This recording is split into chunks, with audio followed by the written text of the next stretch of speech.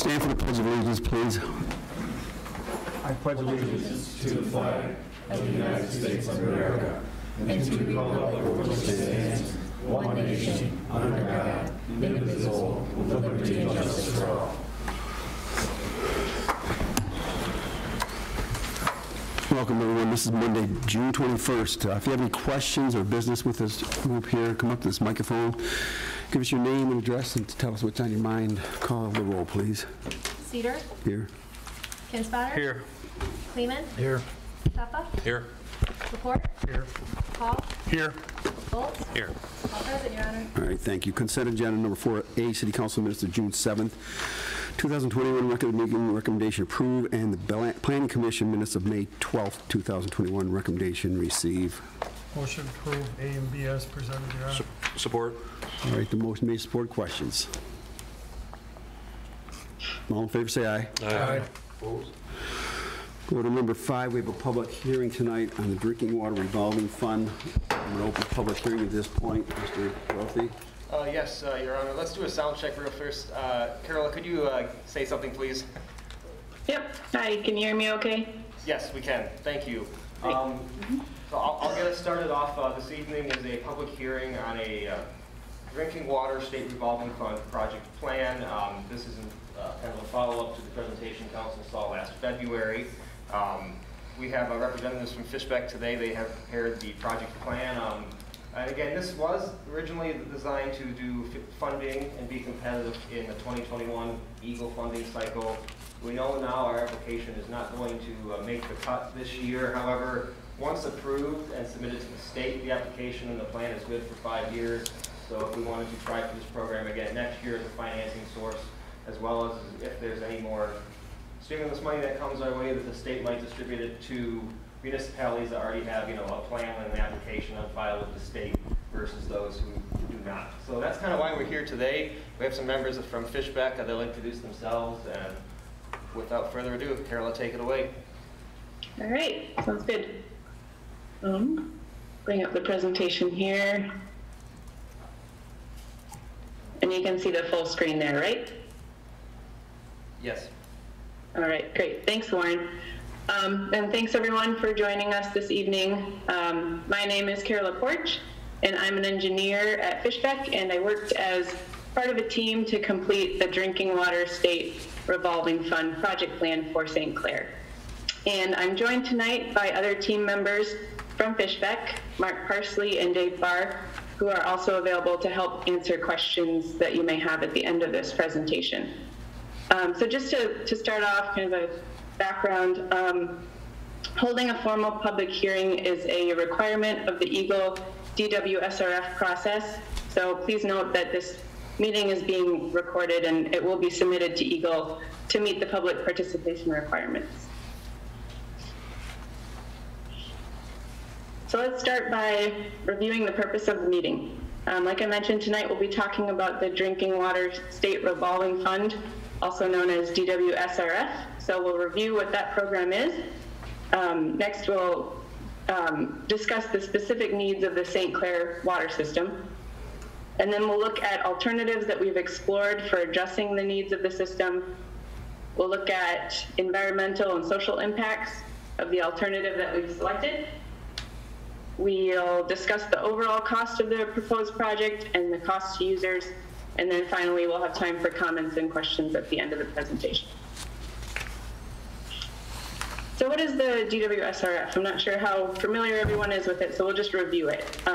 This is a program that is administered by the Michigan Department of Environment, Great Lakes, and Energy, otherwise known as EAGLE. And part of this program, so water suppliers can receive low-interest loans from the state to complete improvements to their water system. And the interest rate from fiscal year 2021 is shown on this slide. So for a 20-year loan, it was 1.875%, and for a 30-year loan, it was 2.125%. And the city has the choice between a 20-year or a 30-year loan, and these interest rates are updated each loan cycle. EAGLE updates these interest rates, so they're subject to change depending on the year. This slide summarizes the needs of the system and the alternatives that we've evaluated for this project plan. So the city is applying for the loan to address needs at their water treatment plant, which was constructed in 1978, and many of the components are original to the plant. And so although the plant is very well maintained, much of the equipment has reached the end of its service life and really should be replaced for that reason. Also, some treatment processes are not performing within current industry standards, and some are not within regulatory standards. So we'll dive into that a little bit more in detail later. So there are two primary options that we looked at to address the needs of the treatment plant. The first alternative that was explored was connecting to a nearby or regional water system. So what this would mean would be that the St. Clair water treatment plant would be decommissioned altogether. And then the second alternative that we looked at is to optimize the existing facilities, meaning making all the necessary improvements to the water treatment plant to improve its reliability and to bring it within industry and regulatory standards. So start off, we'll look at these two alternatives in a little bit more detail, starting with what it would take to connect to a nearby water supply or regional water supply. So for Eagle, they've recently made this more of a focus of their attention. Looking at what it would take to consolidate water utilities is somewhat of a priority for them right now. And so as we were developing this project plan, they really encouraged us to look closely at regional alternatives and flesh out a conceptual plan for connecting to a nearby utility. And so we evaluated a couple different neighboring communities and looked at what it would take to connect St. Clair to one of these neighbors. And the option that looked the most feasible during this preliminary evaluation was connecting to Marysville to the north. So conceptually, what would be needed in order to connect to Marysville? So our conceptual plan included about 3 miles of transmission main between the two systems. Also, a booster pump station would be needed in Marysville to pump water to St. Clair. And then for reliability, there should really be a dual feed system, meaning there should be 2 pump stations and 2 transmission mains to provide redundancy.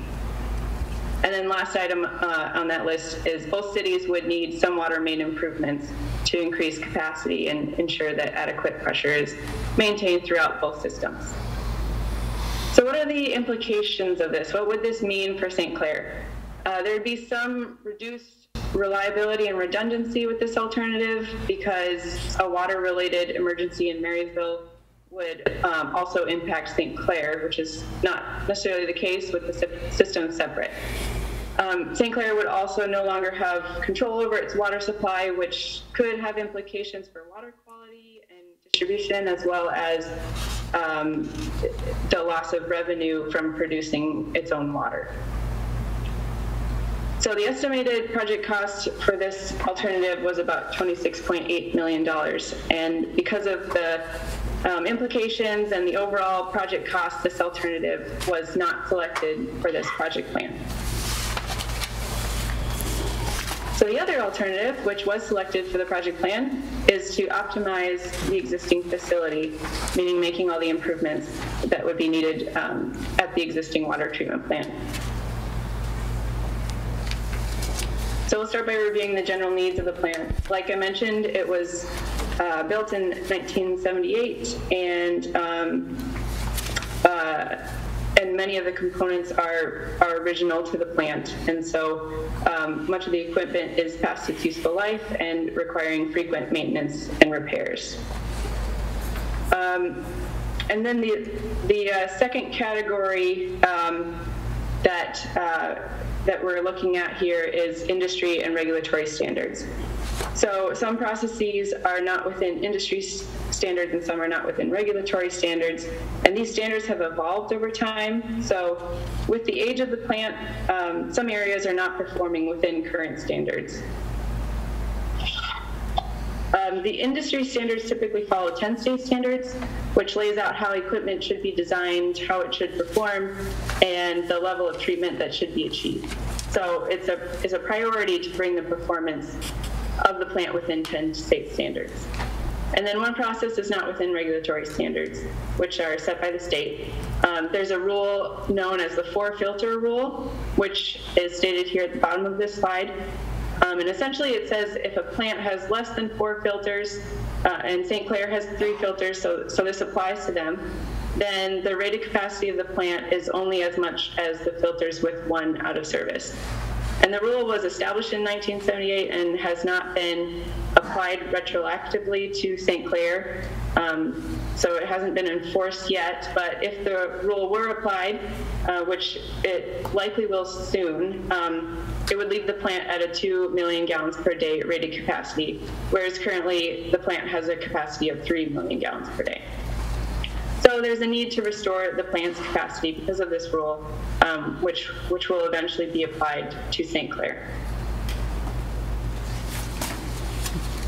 So now we'll walk through the specific needs of the plant and the recommended improvements for each area of the plant.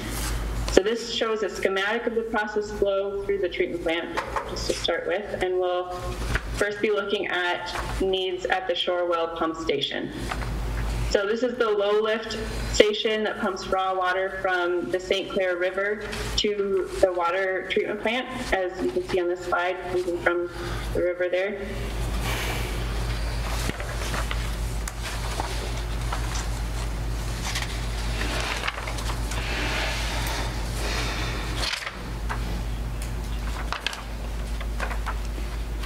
Lost her.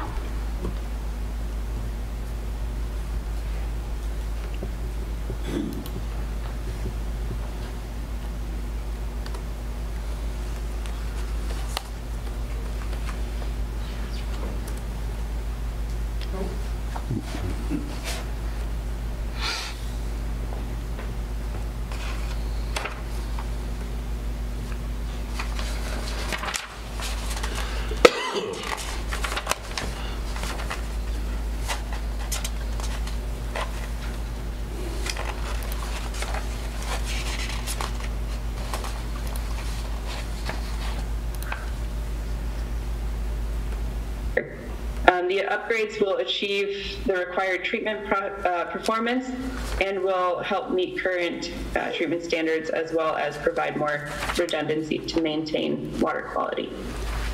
Carolyn, real quick, the connection dropped. Could you repeat the shore well pumping slide, please? We just reached the connection. Oh, sure. So starting here? Yes, please. Sure. Sorry about that. Yep. So the needs of the station are listed here. We're looking at replacing the pumps at the station, constructing an addition on the building for chemical storage and containment. There's a need for a new standby generator, and then replacing electrical, HVAC, and plumbing components, as well as replacing the roof. So those are the needs for the shore well pump station. So is this, should I pick up here as well, or Yes, that's good. Okay, I'll keep moving along then. So next is the pre-treatment processes, which include rapid mix and the flocculation and sedimentation and the sludge collection system. So we're looking at the needs of those processes here, and the specific needs are listed on this slide, but kind of in general, we're looking at replacing and modifying the original equipment with newer technology. And the goal of this, of these upgrades, will achieve the required treatment performance and will help meet current treatment standards, as well as provide redundancy and maintain water quality. So next we'll move on to the filtration process and look at the needs here. So here again, outdated equipment should be replaced with new, as listed here for the specific items. And then also a new sump pump system should be installed. There's also a need to provide some way to backwash or clean the filters if the normal means of cleaning fails. And then lastly, like we talked about earlier, that 4-filter rule. So a 4th filter should be constructed to comply with that rule. right, so next we're looking at the chemical feed systems, which include the aluminum sulfate for coagulation. Sodium hypochlorite is used for disinfection at the plant, and then fluoride is used for fluoridization of the finished water. So those are the chemical feed systems in need of some improvements.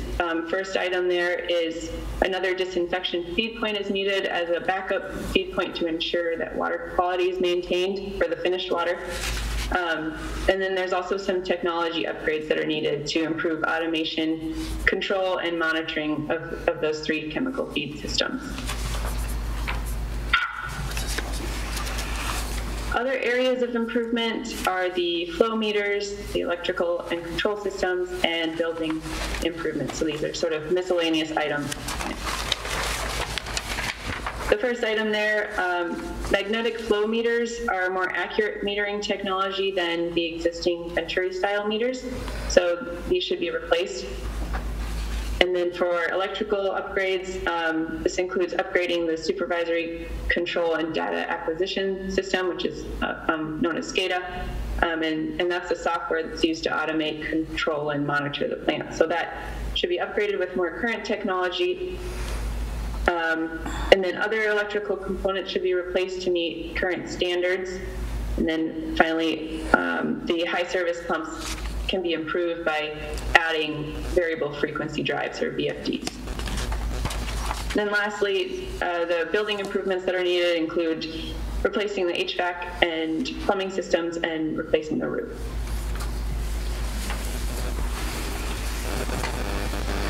So the final item in the project plan is plant expansion. Now the DWSRF program does not provide funding for expansion if the primary reason is to meet future demand.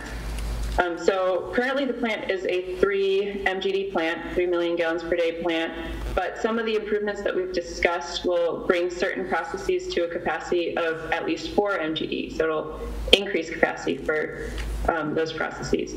And the primary reason for the improvements that we've talked about so far are not to meet future demands, but instead to provide redundancy and to meet current standards. So this is true for all processes, except for the flocculation and sedimentation process, which would be the only process still at 3 MGD if all the other improvements were made at the plant. So in order to achieve the overall capacity of 4 MGD, the plant would need to add a 3rd floc sed basin, in addition to the improvements that we've gone over already. So this was included in the project plan, although it's at Eagle's discretion on whether or not the DWSRF loan could include the cost for this item or not. So this figure is a plant flow schematic that highlights the different areas of need, and as you can see, the project plan aims to improve nearly every step of the process. So now that we've reviewed the needs of the plant, let's take a look at costs. This table shows us the estimated project costs broken out by process at the treatment plant. And the overall estimated project cost is about $9 million for the project. Now, other than costs, it's important to also consider social and environmental impacts of the project. But in general, it's not anticipated that there will be any long-term environmental impacts for the project. The work is all within the property of the treatment plant itself, so there are no historical or archaeological impacts as a result of the project, and no long-term impacts are anticipated to the natural environment or to surface or groundwater either. And now for society and the economy, there are potential positive impacts there. The proposed improvements increase the reliability of the treatment plant and are expected to increase water quality. And then construction will also provide jobs to benefit the local economy as well. Then as far as impacts during construction, there will of course be some temporary traffic and noise due to construction activities.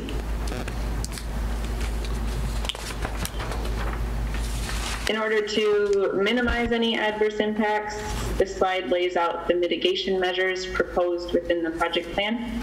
And these measures are to mitigate short-term, long-term, and indirect environmental impacts. Best management practices will be used during construction, such as traffic, air emission, and noise control. Soil erosion control will also be used, as well as restoration to the site. And long-term mitigation include properly disposing of any contaminated soils from construction and developing a soil erosion plan. And then lastly, because the project occurs within the water treatment plant property, there are no conflicts with zoning, so there's no indirect impacts on city planning from the project. So next we'll look at project financing and the cost to users. As previously mentioned, the total estimated project cost is about $9 million. And this is based on today's estimated construction costs, and it includes engineering and administration fees and a project contingency.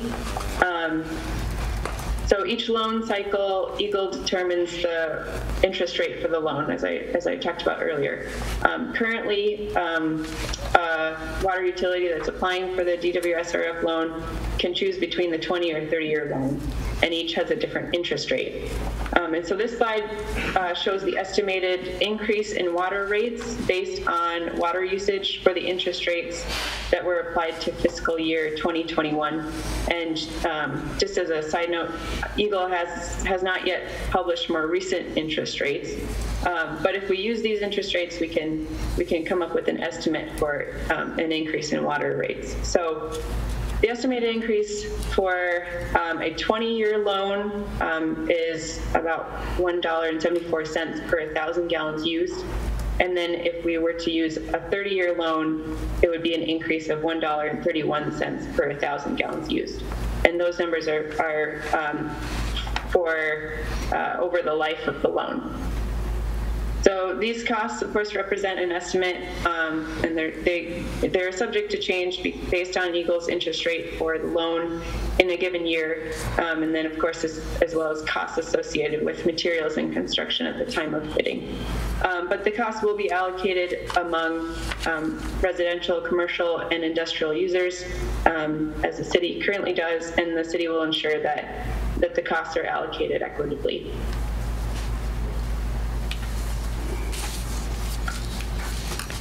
Public participation is an important component of the project plan, and a draft of the project plan has been available on the city's website. The link is shown on this slide. And any comments that have been received or that will be received this evening will be addressed and incorporated into the project plan as needed. All right, that concludes the presentation. Thank you all for your participation tonight, and we'll open it up for any questions. Any questions from the public? Can council ask questions during the public hearing? Yes. Right. Anybody in council? I'm sure there's some questions, but who wants to go first? I will. If Eagle doesn't give us, using its discretion on the funding for the expansion of the third flocculation sedimentation basin at $2.65 million, if they don't fund that, how do we pay for that? Is that we have to come up with the 2.65? Is that another funding source? How do we approach that? Yeah, if Eagle decides that can't be included, then it would be another funding source completely separate from DWSRF. And Warren, do you have a plan for that if that were to happen, or what? There's a few different options, yes. Okay. That you could look at as a council and decide what the best course of action would be. Thank you. Okay, I have a couple questions. I'm sorry, what's your name? Carola. Carola? Yep. Carola, okay. Right. At one point when it was either Mark and John or Dave were here, there's two of those three names. I don't remember which one it was, which two. Dave and Mark. All right. No, it was me and John Williman who attended the first, when we did the study evaluating the condition of the plant. Yeah, that was me and the principal in charge of our department, John Williman. So it was Mark and John. They were here before. All right. So at one point we talked about, instead of using alum, using a different compound. Is that still on the table? Yeah, I mean, we looked at that in some detail and did a survey on local plants as who was using different types of coagulant, and I think Marysville has approval from Eagle to make that change, and I think they're in the midst of possibly making that change, if not recent, in the near future. So that would be something that we could do. It would be recommended to do some sort of laboratory jar testing, just to look at performance of that coagulant, and then we'd want to look at the impact to the system in order to kind of foresee or prevent any adverse effects of a coagulant change. But that would be something that we would recommend you study in a little more detail, more than the study we did on the plant, where we just kind of surveyed what local plants were doing and kind of the options, if that makes sense. Yeah. Mark, just to clarify, this wouldn't be what Mayor Cedar just referenced, the coagulant switch. That's not something that's going to cost us hundreds of thousands of dollars if we have to seek funding for. That's more of an internal process, correct? Yeah, I mean, it could. There's some differences in materials on, with tank selection, storage tank selection, and piping, and what we want to do. So it could be, in that 100,000, kind of just an off the cuff, back in the napkin number. It could be in that $100,000 range, because we'd have to, we couldn't just pour the new coagulant into the existing storage. We'd have to look at the system and make improvements there. But yeah, that could all be done in a pretty concise study, and looking at kind of some laboratory testing, and then what it would take improvements at the plant. But I wouldn't anticipate this being that being a huge project where you guys would need to go out for funding. All right. So this is a $9 million project. What part of that is contingency? I missed that last part. How much of the project cost is the contingency, Mark?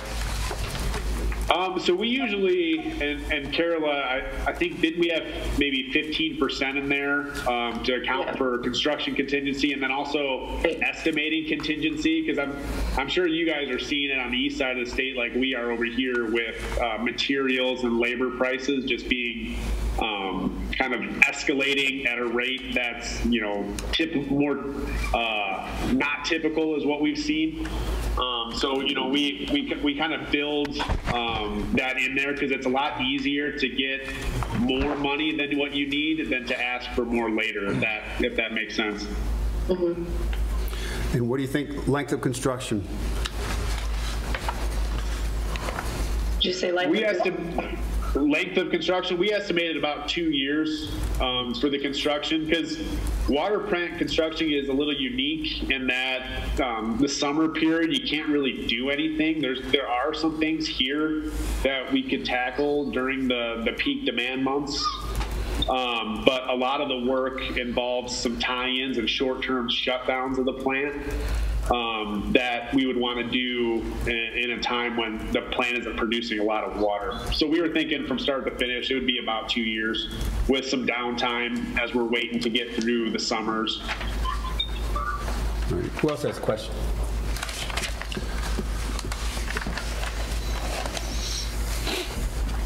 Anything else from the public? Hey, Warren, you might have to repeat if there's another question. Sure. I can only pick you up real clearly. Sure, that's fine. Nobody has said anything at the moment. Okay. Forget then, I'm going to close the public hearing. All right, we're closing the public hearing. Public hearing is now closed. Thank you very much, ladies and gentlemen.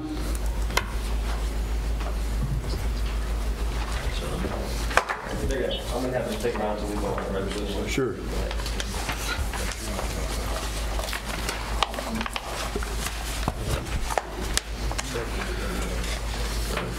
You staying there? Yep, until we go, yeah. Oh, okay. All right, let's go to number 6 then. Ordinance and Resolution A. Resolution 2122 SRF Water System Improvement Final Project Plan. Yes, Your Honor, Mayor, and members of the City Council. This resolution is the final step in submitting this project plan to the state of Michigan. It's basically says we've heard the public hearing. We have chosen to seek funding for the alternative that was optimizing the existing facilities of the water treatment plant, and then it essentially directs me as the authorized representative for our activities associated with the project, and authorizes me to submit the project plan to the state as the first step in applying for the drinking water revolving fund loan.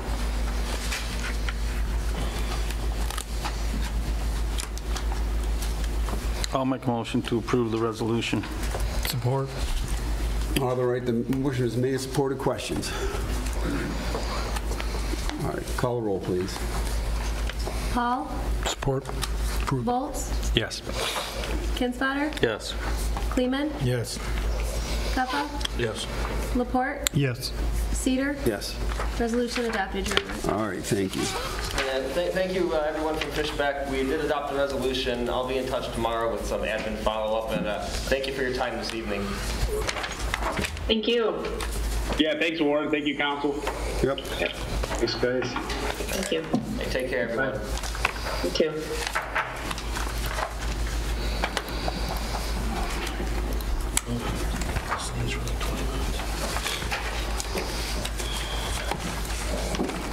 All right, let's move to B, Resolution 2123, Charter Amendments, Ballot Proposal. Mr. Downey.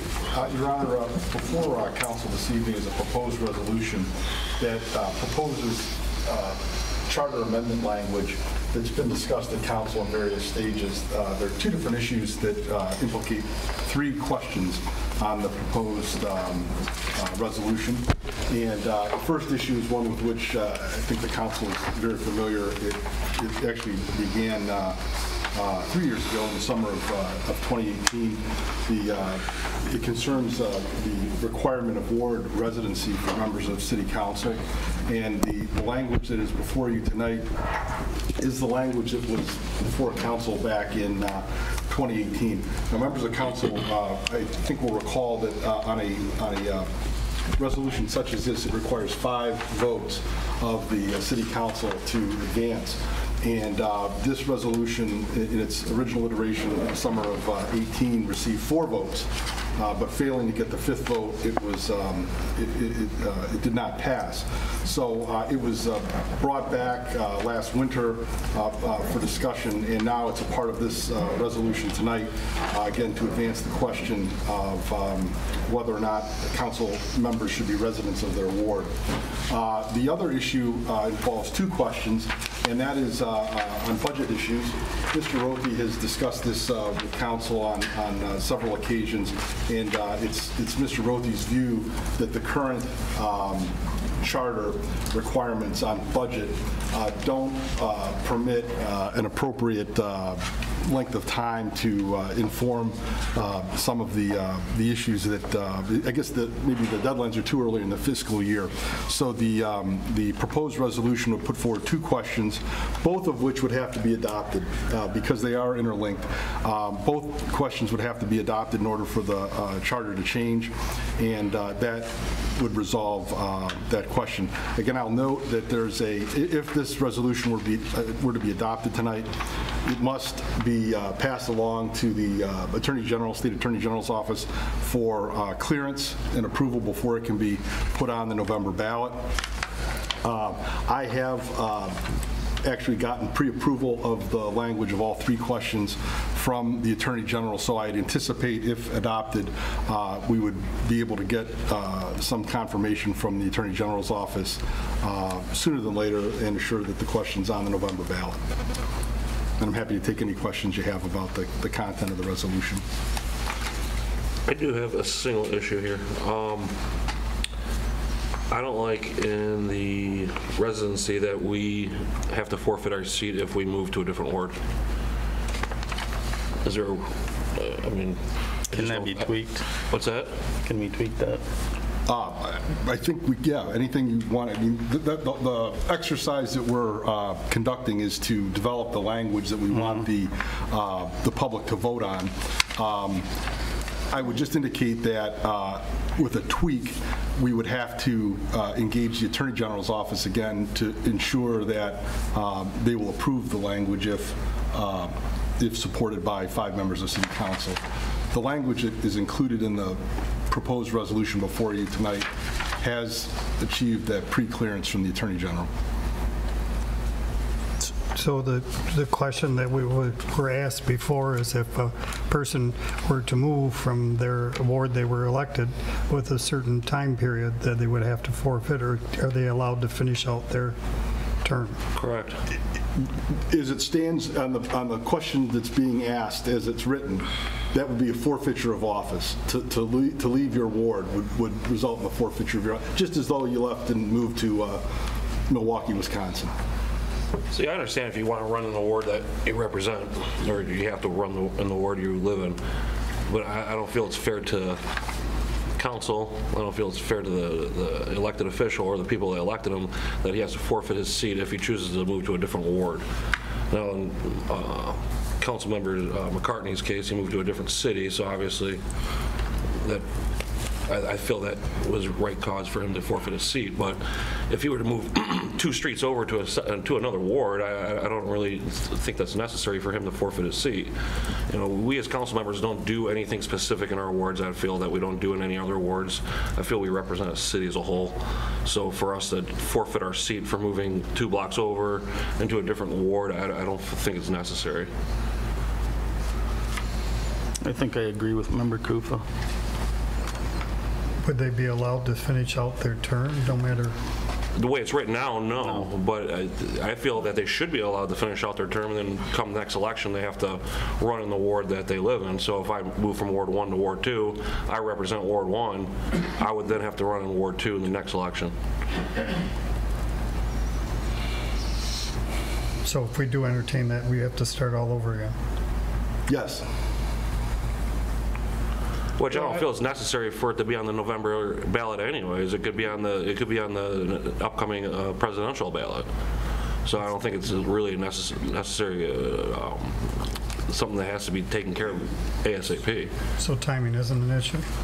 If we want it on the November ballot. If the desire is to have it on the November ballot, we're coming up on a deadline here later in the summer. But we do have time to get it on if we tweak it. Annette, would you say that or no? Yes, the ballot proposal needs to be filed by July 27th. July 27th. Yes, so there are 2 meetings. And I would just indicate that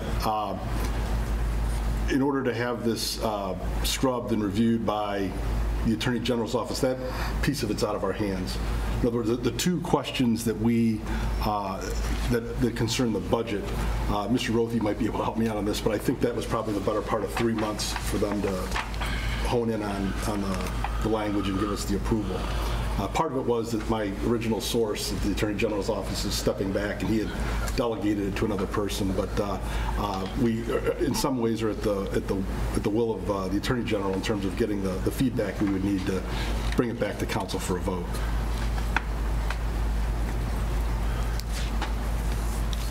I got a question, Bill.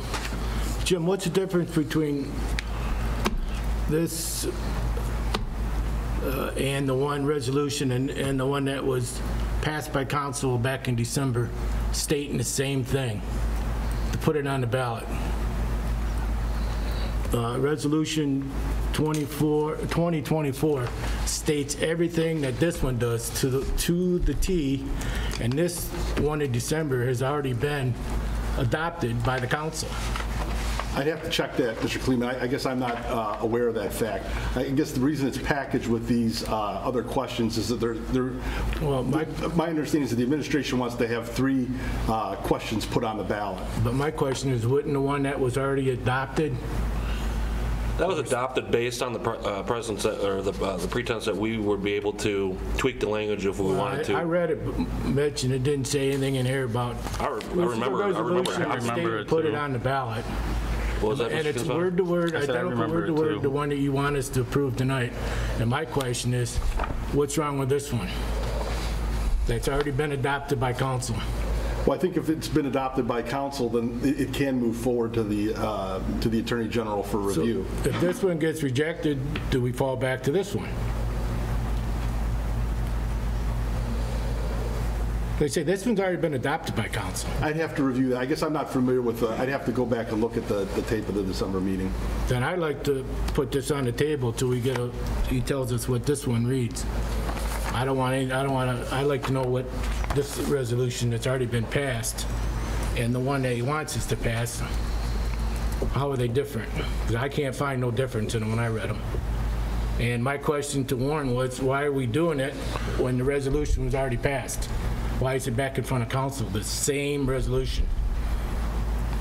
The only thing I can explain is that there are more questions being Yeah, sought. I understand that, but part one with the ward to live in has already been passed. That resolution has already been adopted, as far as I know, as far as I read. I'll review that and have an answer for you, Mr. Kleeman. So I'd like to see this table built till this gets resolved, till we know what this one that you guys adopted in last December. It states that this will go on the ballot and it states the language. So until I know the difference, I can't vote on either of them. Well, I can't vote on the one's already adopted. So to clarify, currently, outside of that resolution, you don't have to have residency within the ward, or if you move, you do not have to resign? Correct. The only requirements are that you live in the city and that you be a registered voter. Okay. And then you're speaking to 2024, I believe that you referenced, and that addressed the fact that summarizes word to word the same to as here? this one. Okay. And it was adopted back then by council. And that was last December, you're saying? December 21st. But Resolution 2123 has to be adopted in order for it to be on the ballot, correct? My question is, Butch, this one, Mitch, excuse me, this one, resolution puts it on the ballot. That's my 2024? question. That was my understanding as well from Yeah. attending the meeting at that point in December of So last this- year. Yeah, but when we approved that. That was in the discussion, but it wasn't. It not wasn't in the the discussion that we were resolution. able That's to right. switch the language So on it, and that's if you're why, gonna tweak anything, you that's gotta- why it's in front of us now, Mr. Kleeman, If so you're we going can to switch tweak the language this, you on got to it. tweak this one. Well, I can't do anything without an opinion from Mr. Downey. Like I said, the resolution's been adopted by the city, the council, in December, and I read both of them, and they're word to word. The word's identical. So my question to the city and the city attorney is, why are we doing it again? And if this one fails, So are you asking if 2024 was approved? It was approved. Yeah, is it approved for the ballot? Yes. So why are we approving it again? Yes. Okay. It would be appropriate to table this until you can come back at the next meeting and tell us, or does that put us in too much of a time crunch? I can research it and have an answer for the council by the next meeting. All right. Does council wish to table this then until then? Personally, I need to. I'll make a read motion to 2024, table it. so. I'll support. All right, the motion made and supported to table. Are we tabling all of the questions or just the residency question? The entire The resolution. entire resolution? Do we need a roll call? I think you can just do it on. All in favor, say aye. Aye. Opposed? Okay, this is tabled until Mr. Downey can come back with, Just a question, do all three have to be on one resolution, or can it be split? We can split it. Can we do I think that? just Why don't we for do that? efficiency reasons, it's better to have them I'd rather combined. see, We can propose them different ways. sure, it's two separate things. all right, the motion's been made, supported, and passed to table and send to Mr. Downey for further legal review. We'll go to C, Resolution 2124, alcohol on public property. Mr. Rothy. Yes, Your Honor. This proposed resolution this evening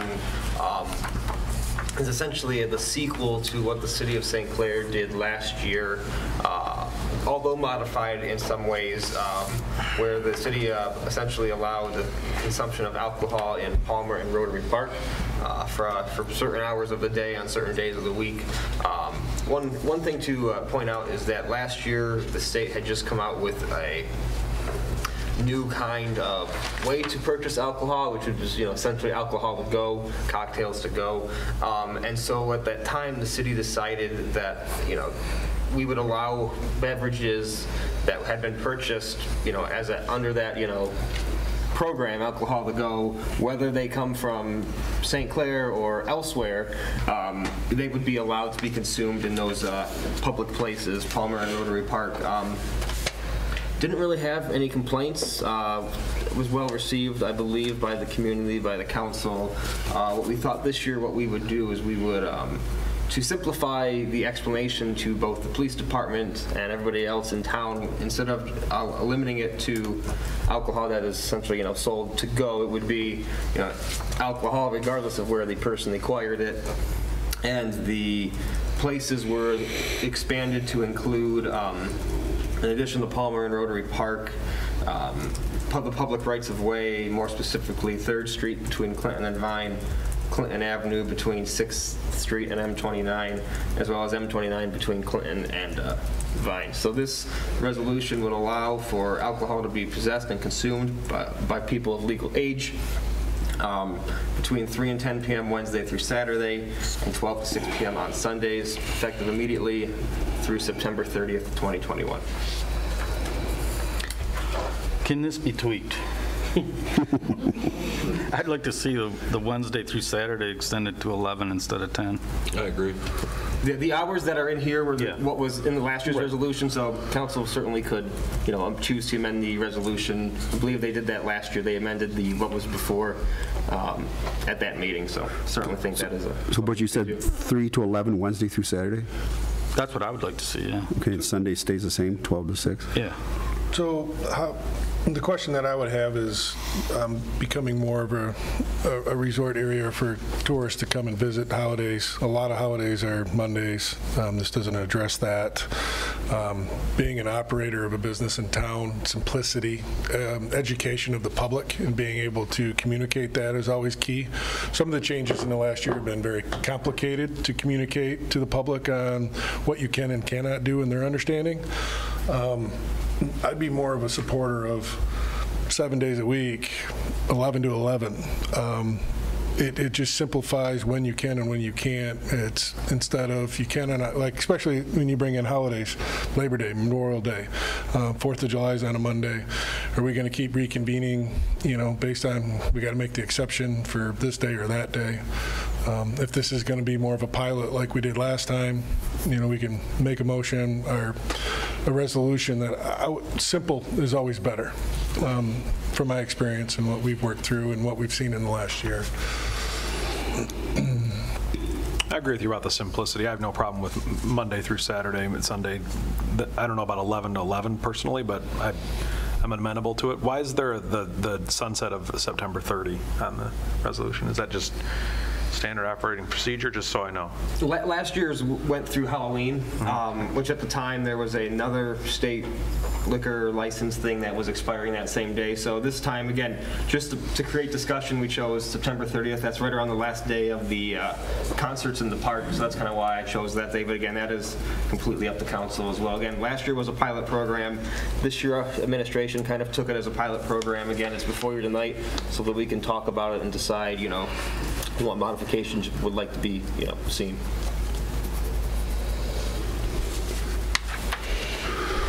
On whatever days are decided on, would the city put signage up explaining when they can drink, when they can't drink? Yeah, that's certainly something we could do.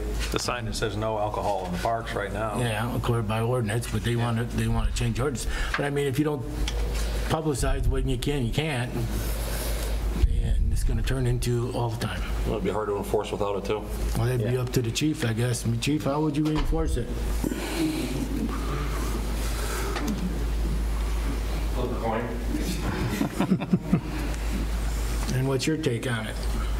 Well, we didn't have any issues last summer, so, and I have confidence in the guys and gals working under me that we can deal with disorderlies if it gets to that point, but it didn't get there last year. We had a lot of stuff going on in the park, even with COVID, with the plays and the comedy shows and all that, so. But now you're getting a broader area than just the downtown park. You're talking sidewalks and other parks, and it's not confined to just the park now. We're opening this thing up, basically the complete downtown.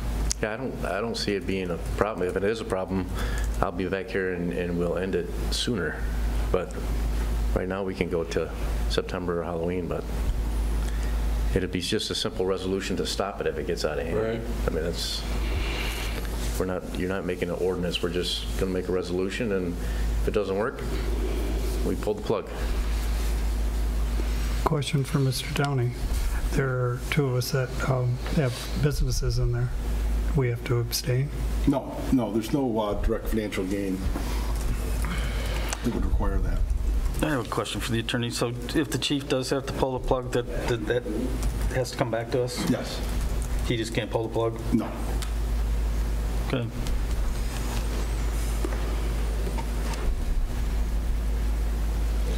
What do you think about 7 days? Go ahead. What do you think about 7 days, Chief? 7 days, 4 days is not going to be, I don't think, really an issue. Then I agree with Chris. Let's make it simple. Right. So did you make a motion? I guess. All right, I'll support it. We don't have time. State the motion, please. Wow. We'll do 7 days a week, and what was your times? 11. 11 to 11. I can go 11 to 11. 7 days a week. That would be my change to the resolution. Except Sundays. Well, Sundays make it noon. Sundays make it noon to 6. That's fine. Did I make a motion? Yeah. 6 days a week, it'll be 11 to 11. Sundays noon. Hold on 1 second, Jeff. Make it easy on the signs. Let's get the motion, what we're going to say here, and then we can have the She's typing comments. it better than I can say it, so she'll say it back for me, I think. All right, the motion was made to approve the resolution with the edit to change the times allowed from 11 a.m. to 11 p.m. Monday through Saturday, and Sunday 12 to 6. Yes. Yeah. And just for reference, no changes to the places listed, no changes to the September 30th date. Just want to make that clear. Correct. All right, so the motion's been made. Has it been supported? Yeah, No. All right. I did. Member Laporte has supported. Okay, motion's made. 6 days, Monday through Saturday, 11 to 11, Sunday 12 to 6. Any questions or comments from the public? Mr. Bohm. Just follow up what Chris Paul said so far. Jeff, can I have you come up here just so people can hear this?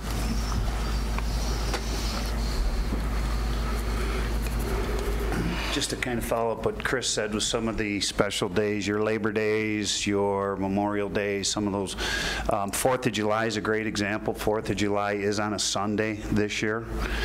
So if you're restricting that from a 12 to 6 kind of time frame, I think holiday weekends, you know. My question, what is the discussion on doing 10 to 6? The only reason I said is because Chief said keep Sundays 12 to 6.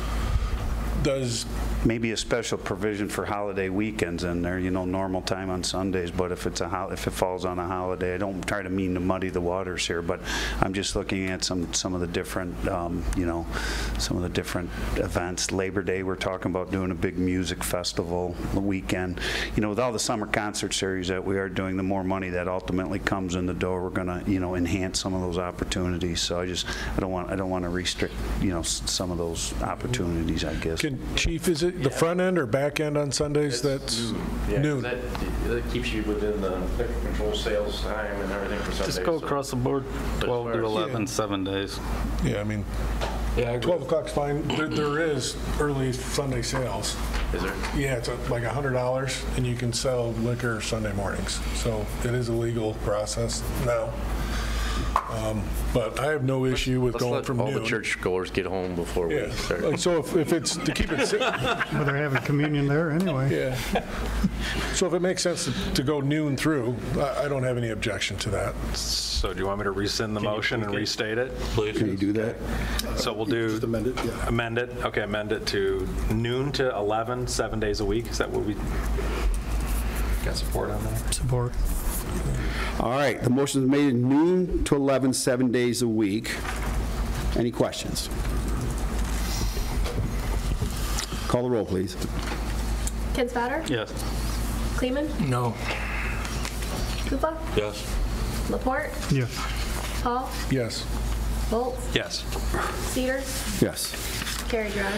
Thank you. Thank you for that discussion, everyone. I had to work through that, and I'm proud of how we did it. All right, let's go to D, introduction, zoning daycare group homes. Mr. Rothie. Yes, Your Honor. Before you this evening, Council, is an ordinance that a public hearing was conducted by the City Planning Commission, and it is an amendment to the zoning ordinance, and it would allow as a special land use in R1 and R1A single-family residential districts. Currently in there, the family daycare is allowed, which is a facility where 6 kids or less is allowed. What this ordinance would do would also allow as a special land use, which again, there's certain conditions that have to be met, goes through Planning Commission review, goes through City Council review, what's called a group daycare home. This is a facility licensed by the state in which it allows for more than 6, but no more than 12 minor children that would be given care and supervision, for periods of less than 24 hours a day.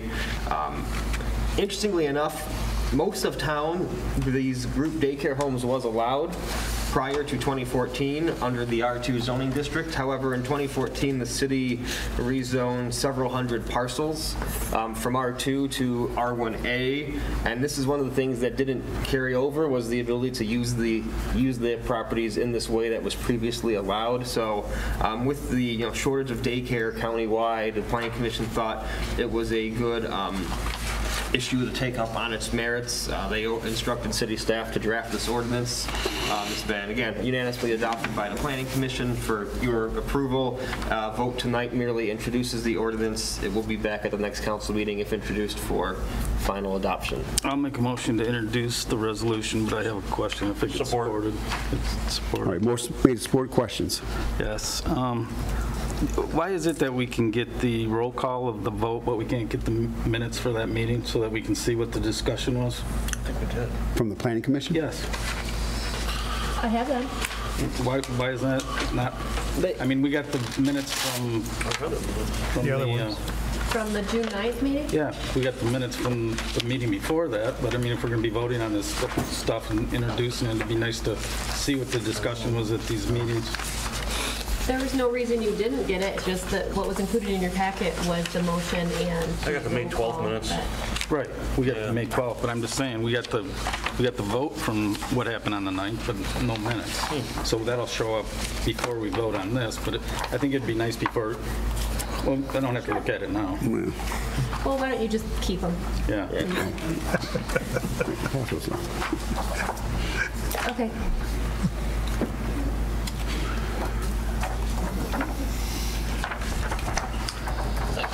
Speed read. Motion been made. And supported. I guess it's coming back this way.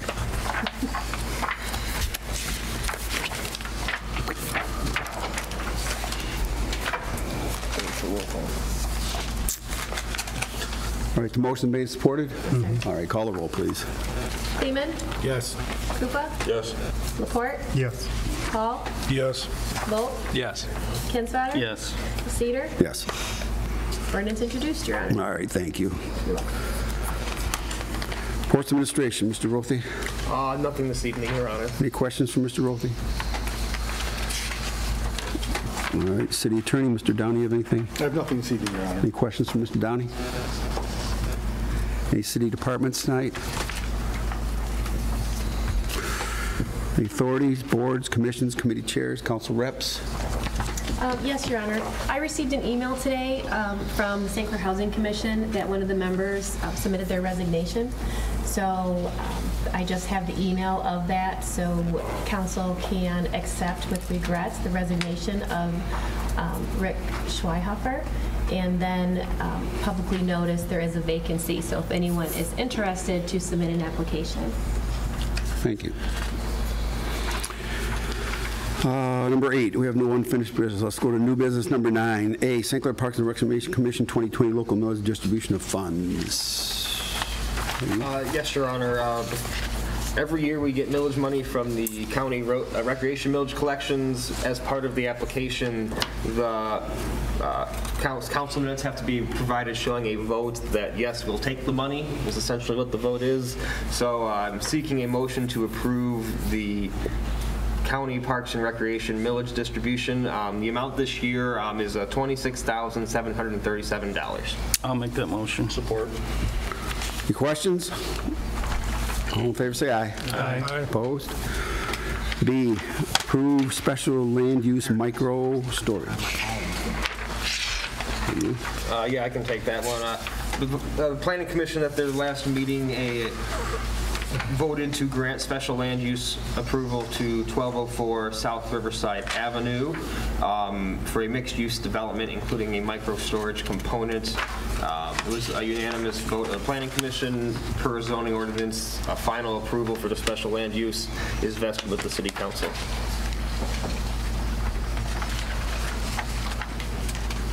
Mr. Kinswater, did you have a question on that? Yeah, actually I do. Thanks, Member Laporte, for reminding me. Yeah, there was an issue as far as the fire suppression in the minutes that I did read from the May 12th meeting.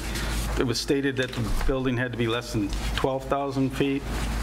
And I talked with the fire marshal today. He says it's got to be less than 2,500 square feet. So, according to him, that building will be under 2,500 square feet.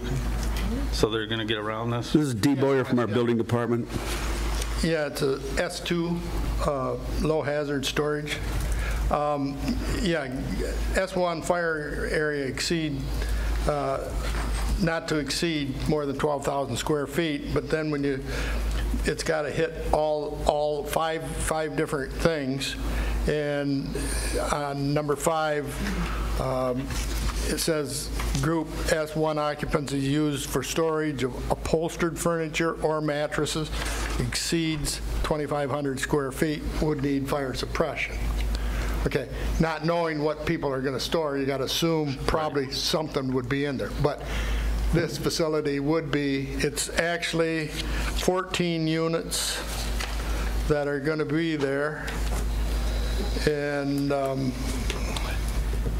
it has a total of the front area of 1,700 square foot and the back area of 624. So we've got a total there of 2,300 or something in that neighborhood. So it's under 2,500. Okay. Plus there would be a 2-hour separation between the residential use upstairs and the storage units. Okay. The owner is here if you have any other questions, or if there's any other questions for me. We brought it up a couple of times at planning, and he said it met all the criteria. Are you happy with the answer? Or? Yeah, and I talked to Dave, and he said as long as it's less than 2,500. Yeah, I talked to Dave. He did have a question about, you said, what was the thickness on the drywall? Two sheets of drywall, is that what you said? Well, there's you've got some different rated. 3. Well, 3 hours? Yes, 3 hours. No, but it does state that it is 2. Mm-hmm. As a subnote, a footnote. But there are different types of assembly to get the 2-hour rating. Okay. So, okay. So Dave was good? Yeah, Dave was fine. Yeah. Okay. At least he walked out and he sounded fine. Have we had a motion yet? Not yet. Right. Any other questions for Dee? Do you have a motion on it, Aaron? I need a motion to approve then. I'll support. All right, the motion made, supported. Questions? Call the roll, please. Kupa? Yes. Laporte? Yes. Hall? Yes. Bolts? Yes. Kinswater? Yes. Kleeman? Yes. Cedar? Yes. Carried, Your Honor. All right, thank you. C, special land use theater and outdoor patio. Yes, Your Honor. For you this evening, at the same Planning Commission meeting, the City Planning Commission considered an application for a special land use for the Riverbank Theater.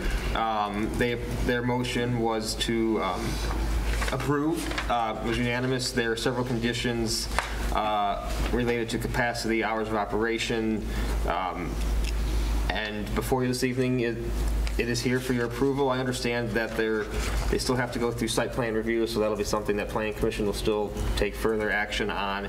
And there actually is going to be 2 variances that have already been publicly noticed. This property is in the Downtown Development District, which means council functions as the Zoning Board of Appeals. So those variances will be brought before you at your next council meeting on July 6th. And that's about all I have on this one. Mike was there. He can fill in more.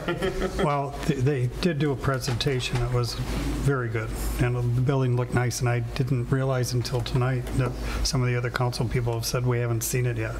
But the process goes, it came to Planning Commission to see if the concept was reasonable and met certain criteria. Now it comes to council, and then it goes back to planning, and that's when we look at all the hard copy. Does it meet the setbacks? Does it meet the parking requirement? So it's a matter of, and Jeff was there, right? And if anybody has any questions between the two of us, we can probably answer them. I'll make a motion to approve. I'll support. All right, the motion's made, support. Any questions? Yes, I have a question. It's listed here as the Planning Commission considers a theater to be a civic building. Is that a special designation? Is there something that implies with that? It's a type of use, right?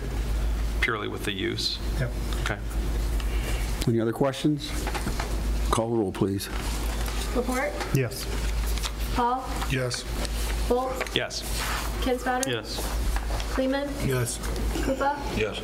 Cedar? Yes. Carried, Your Honor. Thank you. D, approve proposal for professional services, Fredmore Highway reconstruction. Yes, Your Honor. Ryan Kern from Anderson, Eckstein, and Westrick is here this evening to speak on this, as well as the following item on the agenda. Good evening, Mayor and Council. This is for the reconstruction of Fredmore Highway from Kearney Drive to Henry Street. The city is receiving federal aid assistance for the section from Kearney Drive to 15th Street, and just over 70% of the construction cost would be covered under federal aid assistance, with the remainder being funded through the state's Act 51 local road funding. In front of you tonight would be the approval to proceed with the design as well as the construction administration for the project. We would be looking at construction in fiscal year 2022. Because of the project getting federal aid assistance, the project has to go through MDOT review, and it's bid out and partially administered through MDOT as well. So there's a lengthy process involved with once we get draft plans and specs put together, we have to send it to MDOT for GI, what they call GI or grade inspection meeting and review. They come back with comments, and then we put final plans together. And it's a lengthy process to get through, as well as doing an environmental review, and that usually takes about 6 to 8 months. So that's why we're in front of you now, so we can start moving forward with the project and be ready to construct it in the spring of 2022. This is the project Magnus helping out with? No. That's the next one on the agenda. This one has already been programmed. Yes. By Superintendent Booth. He was able to, the county every few years there's a task force, I don't remember the acronym, it's like SCOTS or something. SCOTS. Yeah. And so there's been several road projects throughout the last few years where we've received federal aid fund, one of them being the Range Road and Brown Street intersection. That was, I think, the most recent one. Clinton Avenue from 3rd to Riverside was also federal aid assisted as well. So this has been in the works been programmed for a few years now. Again, I didn't have anything to do with the selection of the design, but here I am. Torch has been passed to us to move the project forward. I got it. Thank you. Sorry about that.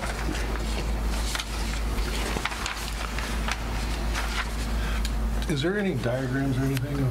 Are they changing the format of any of the lanes, turning in, out? Is it just upgrading the road surface itself? Basically upgrading the road itself. We would be looking at that to see if we need to add any turning lanes potentially through there, but as of right now, we're looking at just a replacement in kind. But we would be looking at that if there's a need for that.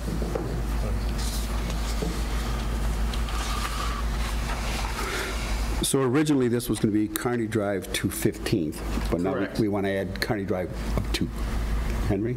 Yes, so the programmed part of the project was Fredmore Highway from Kearney to 15th. Looking at funds available in the Major Street Fund, and just also a need for road, further repairs on Fredmore Highway, we felt that reconstructing an additional block, again, from 15th to Henry would be prudent. Did we look at maybe going to the railroad tracks? I mean, this sort of, we did. Leaves well from here to that wall. We looked at more blocks, and it would, because we got the Kearney grant, we wouldn't have the funds available to do more on Fredmore, without jeopardizing our ability to fund Kearney.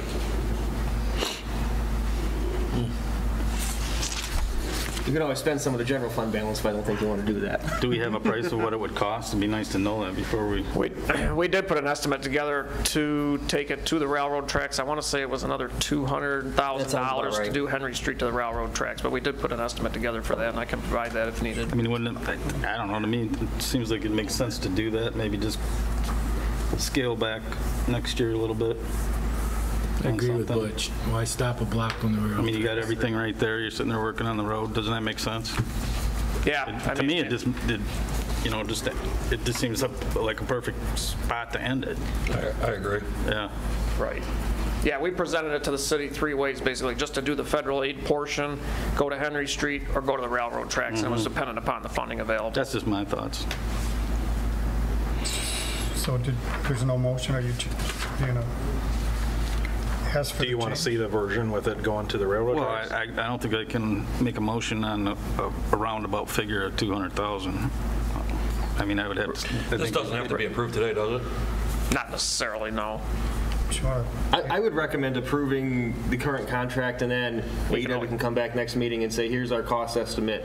I'll also work with Amy, our finance director, to show council, here's what the impact would be of another $200,000 on our street funds, because I think that needs to be an important factor in your decision. And then we could, if you wanted to amend AEW's contracts to allow for that additional design work, that's how I would do it personally.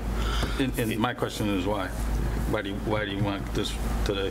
I think it just for the sake of we've been working on it. It's just personal preference. Nothing I got more. you. I mean, nothing more. It's not okay. Yeah, I mean, we can always add to it. We can at least get this portion of it started, and we can start getting the topographical survey on that done. And if council wishes to proceed with another block in the next meeting or two, we can easily do that. When's the construction predicted to start? 2022. Spring of 22. I mean, what's it hurt to just table this to the next meeting? I agree. Is that your motion? Yeah, I'll make a motion to table this to the next meeting. Support. You support it? All right, the motion made. Support. Questions? All in favor, say aye. Aye. Opposed? All right, table that. We'll go to E, approve proposal for professional services Kearney Drive resurfacing. All right, so this is based upon the Transportation Economic Development Fund Category A grant the city recently received as part of economic development within the city involving the Magna electric vehicle systems facility being built over on Range Road. The city was awarded 80% of the construction costs through the TEDFA grant program, which is $864,218. The remaining 20% match, again, would come out of the city's Act 51 major road funds. 100% of the engineering and construction administrative costs would have to be funded through the city as well. Total estimated cost, $443,000, would be funded through the city.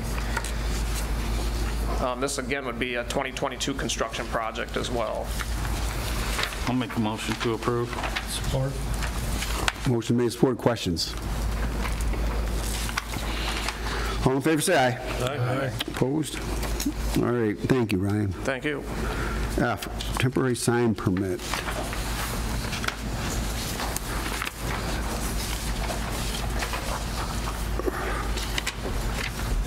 Actually, here on behalf of the chamber, some of the things that we're looking to do is some signage opportunities to really be able to put up in the downtown area really for our sponsors. We went out and I raised $164,000 to do this summer concert series, 92 shows, $50,000 in advertising sponsors. I don't really have a lot to give somebody that gives me a lot of money, so it would kind of be nice to be able to get some signage, some temporary signage at least. We are going to have similar signs like this, which are going to be smaller, which are going to be attached to some of the bike racks in St. Clair. My ideal spot that I would like to do some temporary signage would be perhaps on the boardwalk close to the crosswalk where everybody kind of walks in and out of the event. This is a 4-month-long event.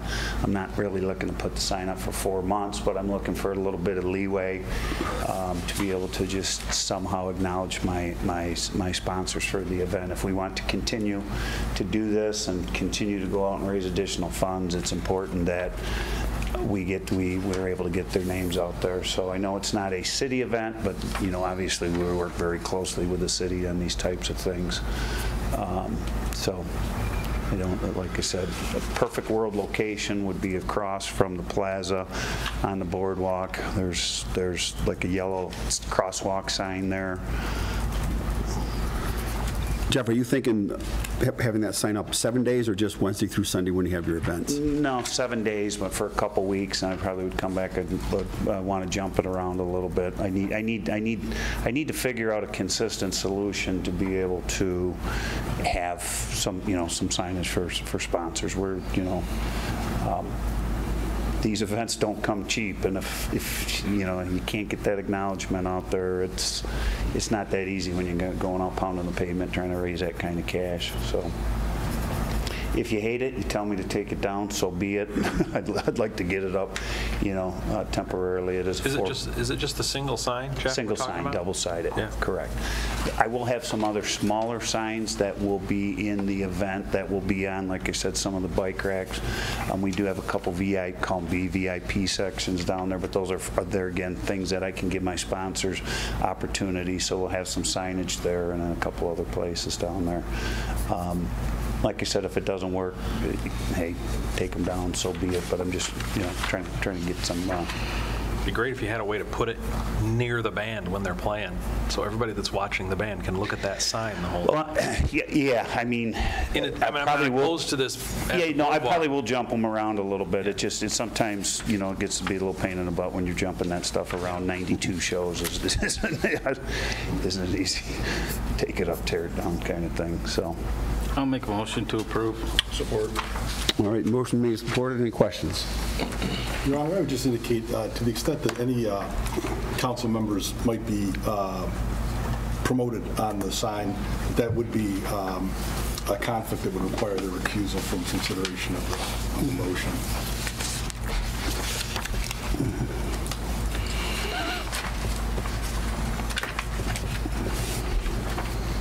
Are you saying Chris has got to abstain? Mm-hmm. If War Waters is recited on there, the Voyager Murphys, I would. I don't know again who'd be on the sign. Yeah, Chris would be the only one that would have to say. All right, so Chris will abstain from this. All right, the motion made, supported. All in favor, say aye. Aye. Opposed? Thank you. And one abstain. All right, we'll go to G, special event permit, Blue Water Offshore Racing Association offshore races.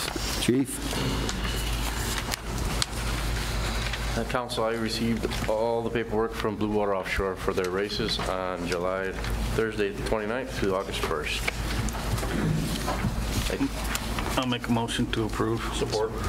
Any questions? I got one, Bill. Yes, sir. Are we approving the use of on this is the grassy area at the senior citizen building? Is this part of the approval to use that land? That is not part of the lease. That's coming before you next. Is it part of the special events application? No, they have to get that on their own, have permission to use that. Pardon me? They have to get permission to use that land on their own. Okay, that was my question. Yeah, from Housing Commission. Any other questions? All in favor, say aye. Aye. Opposed? All right, we will go to H, lease for Blue Water Offshore Racing Association. Your Honor, I'll take that item. The lease before you is identical to the lease in 2019, aside from deleting any reference to the industrial park. Blue Water Offshore Racing will not be using that property. It includes St. Clair Chamber of Commerce as the entity who will be organizing the entertainment and vendors, and it also deleted reference to security because there is no requirement for security this year with not acquiring a liquor license. Otherwise, the lease is as presented in previous years. So the motion before you would be to approve the lease as presented. I'll make a motion to approve. Support. Any questions? Call the roll, please. Paul? Yes. Bolts? Yes. Kinsvater? Yes. Kleeman? Yes. Koopa? Yes. Laporte? Yes. Cedar? Yes. Carried, Your Honor. Thank you. And just a side note, Councilmember Kleeman, I did speak with the Housing Commission, and Blue Water Offshore Racing Association has already secured permission to use the property. Thank you. You're welcome. All right. I extend vendor hours, 7:30, 7:31. Yes, Your Honor. Identical to the request made during 4th of July, there's a request to extend the vendor hours from 9 a.m. to 9 p.m. to move those to 11 p.m. to coincide with the vendor retail Friday and Saturday of that weekend of offshore boat racing weekend. Motion to approve. Support. Any questions? All in favor, say aye. Aye. Opposed? Thank you. All right, Chief. Special events permit Riverbank Youth Theater. Yeah, Riverbank wants to have their summer youth theater camp in Palmer Park, August 9th through the 13th, and then have their show on Saturday. They did it for 2 weeks last year. They're only asking 1 week this year. Motion to approve. Support. Any questions? All in favor, say aye. Aye. Opposed? K, approve special event Rotary Club Turtle Race. Chief? Instead of a rubber ducky race, they're having a turtle drop race. So all the paperwork's in, and I recommend you approve it. So moved. Pat's here to explain. Pat Coughlin's here. Do you want to add anything to this, Pat? Yeah, give me 2 minutes and I can explain the turtle race. Yeah. So, Pat Coughlin, 201 North Riverside. St. Clair Rotary, for forever, it seems like we had the freighter raffle, and that was our only source of income. And because of COVID, we lost that, and we lost in 2020, we lost it in 2021, and we don't know if we're going to get it back. So we have to provide some way, some source of funding, and it's going to be these little guys. It's a rubber turtle, and the whole idea is people are going to adopt these for $5. You can buy a single one for adoption for $5. You can buy a family for $20, and you get 5 turtles, or you can buy a whole bundle of 12 for $50. And what's going to happen is we're going to drop them off all at one time by the diner's dock in the Pine River. And hopefully the current moves them along pretty quickly, and then they'll go into a chute down by Pepper Joe's, and then the winner of the winning turtle gets $1,500. So $5 could net you $1,500. Second place is $500. Third place is $250. So we are hoping to basically replace the funding that we lost for the freighter race with these turtles. And a lot of Rotary clubs have done rubber ducky races and things like that.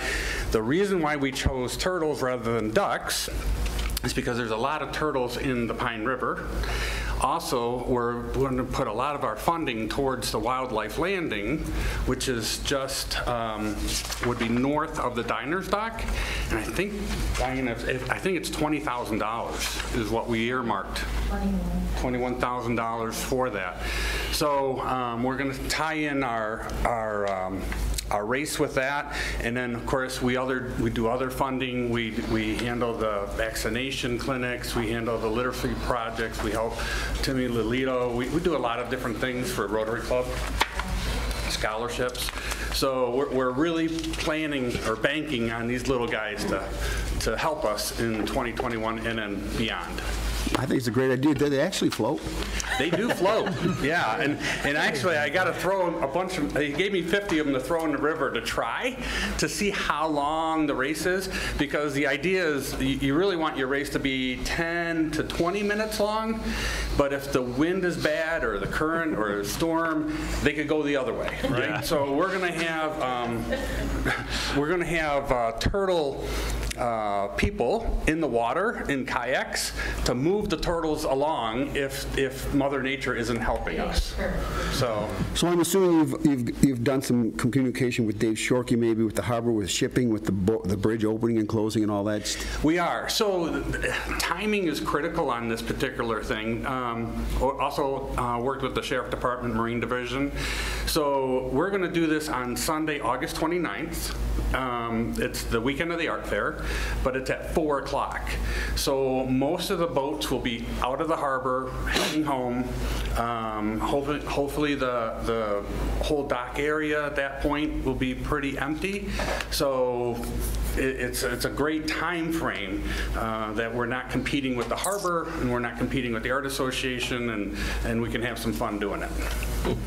I think I like it. Sounds like fun. It's a great idea. So, do we have a motion yet? No, sir. I need a motion on this. So moved. Support. Any questions? All in favor, say aye. Aye. Opposed? Good luck, you guys. All right, L, approved traffic control order. Chief, what do you got? Well, Councilman Kufa and he brought me down to the end of 5th Street, south of Pine, and apparently there's been quite a few concerns there from the homeowner, and the boaters there sometimes park at the guardrail, and to keep them from parking there, he parks his boat and trailer there and all that, and Councilman Kufa asked me for a suggestion, so I like that road to be open for fire trucks in case, God forbid, there's an emergency in the water, they can get close to it. So if we put up a no parking loading on no loadings zone, then the boaters can get close to their boats, put their daily whatever they need on their boat, and go park in the parking lot. The homeowner can pull his boat up there to load his boat for the day and then leave. And if, God forbid, there's a fire or someone drowning, they'll be there to move their car when a fire truck shows up. So I think it works for everybody. I'll make a motion to approve. I'll support. Any questions? All in favor, say aye. Aye. Opposed? Thank you, Chief. Number 10 is claims and accounts, June 10, June 17, 2021. Hearing no questions, Your Honor, I make a motion to approve as presented. I'll support, but I do have a question. Any questions? Yeah. Check number 52483 to Croswell Greenhouse for hanging baskets, which I think is a great idea, but how come that doesn't come in front of council anymore?